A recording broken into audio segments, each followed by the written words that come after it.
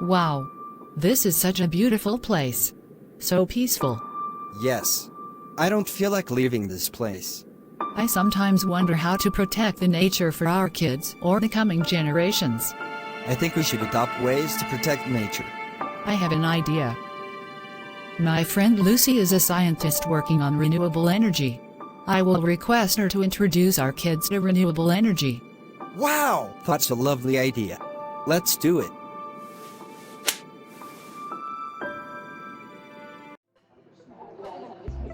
Hi, Lucy. Hi, Alice. Lovely meeting you after a long time. Meet my kids Joey and Rachael. As I told you, I wanted to introduce them to a scientist like you. Hi, I am Joey. It's so lovely meeting you. Hi. I am so excited to meet you. Would you like some more tea?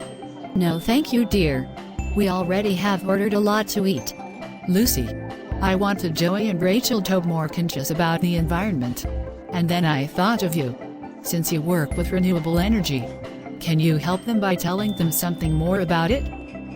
Sure. I will be honored to do so. I am happy for you and your kids' concern for nature. So, this is a better place to start our discussion. I can't wait to start the discussion. Most of the energy that we use for electricity and cars come from fossil fuels, such as coal, oil, and natural gas. These are non-renewable energy sources, which means that if we use them all up, we can never get more during our lifetime. Oh my God. That's so dangerous. Further, fossil fuels also contribute greatly to global climate change by releasing carbon dioxide into the air when they are burned. So what do we do about it? There are many renewable sources of energy. For example, solar energy, or energy from the sun, is harnessed using solar cells. Solar cells convert solar energy into electrical energy.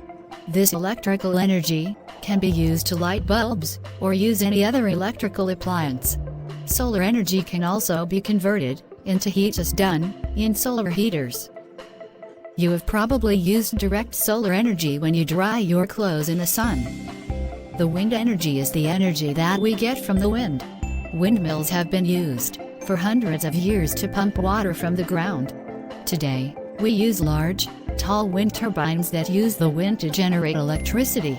The windmill is connected to a transformer, which increases the voltage for transmission to substation. The substation further increases the voltage for transmission to long distances.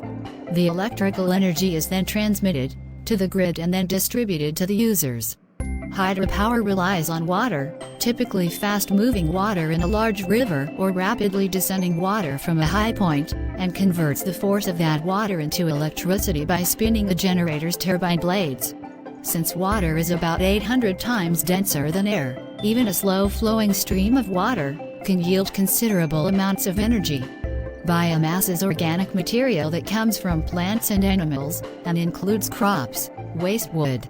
Biomass is fed into the biogas plant as substrate. In the fermenter, heated to approx. 40 degrees Celsius, the substrate is decomposed by the microorganisms under exclusion of light and oxygen. The final product of this fermentation process is biogas with methane as the main ingredient. Once the substrate has been fermented, it is transported to the fermentation residues and storage tank, and can be retrieved from there for further utilization like fertilizer after drying. The biogas generated is stored in the roof of the tank, and from there it is burned in the combined heat and power plant to generate electricity and heat.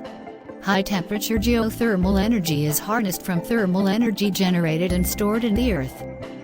Where does this heat come from? The heat that is used for geothermal energy can be from deep within the earth, all the way down to Earth's core. At the core, temperatures may reach over 5,000 degrees Celsius. Heat conducts from the core to surrounding rocks. Extremely high temperature and pressure cause some rock to melt, which is commonly known as magma. Magma convects upwards since it is lighter than the solid rock. This magma then heats rock and water in the crust, sometimes up to 370 degrees Celsius. In order to harness this geothermal energy, cooled water is pumped into heated rocks where it is converted to steam, which then rises up to power the turbines and generate electricity. Excess water is cooled and the process starts again.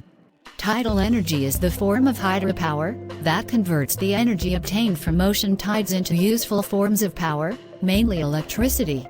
A tidal generator converts the energy of tidal flows into electricity. Greater tidal variation and higher tidal current velocities can dramatically increase the potential of a site for tidal electricity generation. In our laboratory, we are mainly working on harnessing solar energy. I have already requested for permission to visit our laboratory for all three of you next week. Yes! That's wonderful.